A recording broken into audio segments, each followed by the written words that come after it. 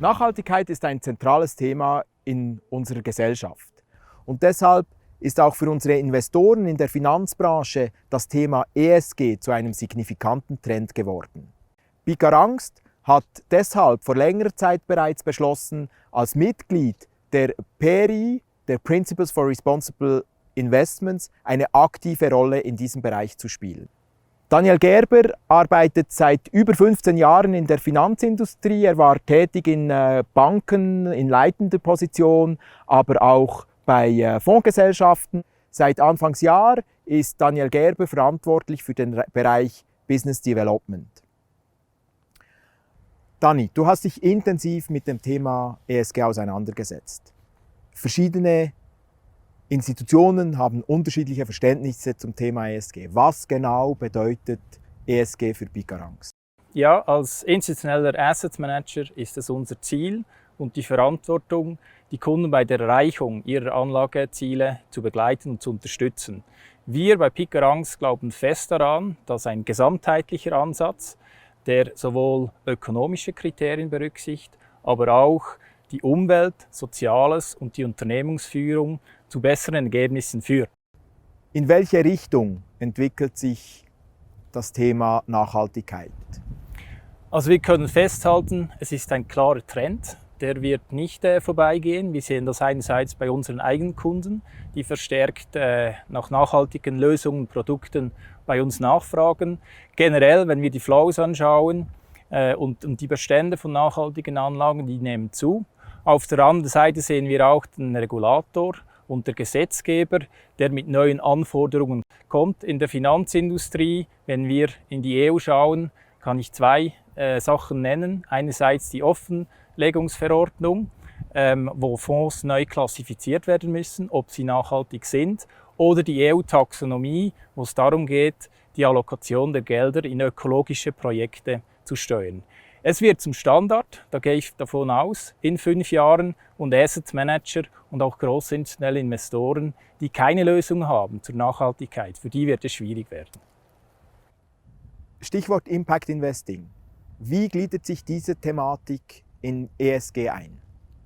Impact Investing ist ein neuer Trend, also ein neues Element, das dazukommt. Es geht darum, dass die Gelder, die investiert werden, für ein konkretes Projekt dastehen, das für die Gesellschaft oder auch in der Natur einen Mehrwert, einen messbaren Mehrwert generiert.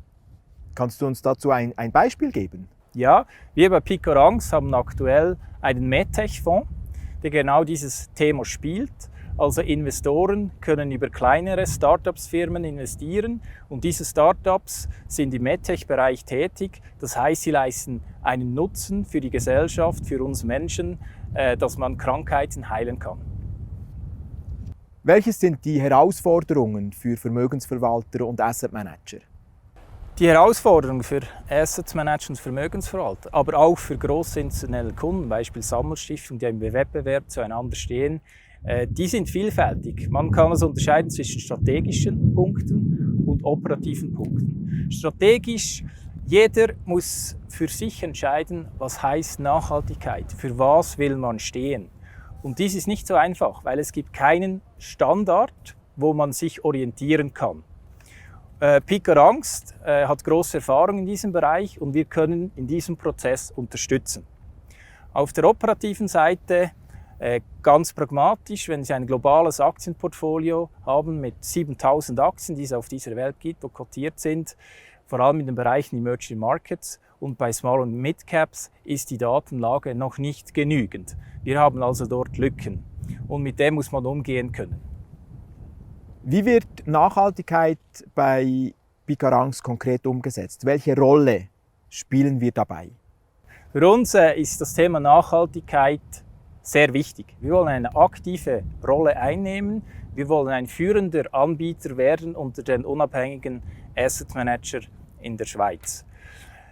Konkret ist die Nachhaltigkeit auf 2 Säulen basiert. Wir haben einerseits die interne Sicht, also alles, was bei Picarangst intern passiert, und auf der anderen Seite die externe Sicht, also unsere Produkte, unsere Dienstleistungen, die wir gegenüber Kunden anbieten.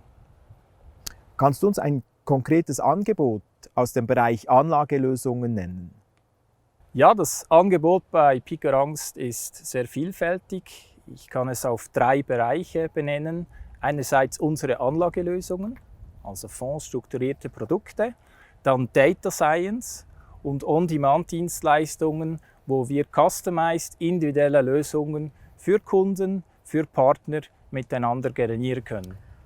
Dani, abschließend noch, was sind die aktuellen Themen, die euch beschäftigen? Konkret sind wir im Moment an folgenden Projekten involviert. Ich habe es erwähnt, wir haben vor kurzem den Food Revolution Fonds lanciert. Jetzt sind wir daran, diesen Fonds nach den Offenlegungsverordnungen aus der EU zu klassifizieren. Wir wollen den als Artikel 8 Fonds klassifizieren. Das bedeutet, er muss eine Nachhaltigkeitsstrategie integrieren in den Investmentprozess und wir müssen belegen können, dass wir das tun.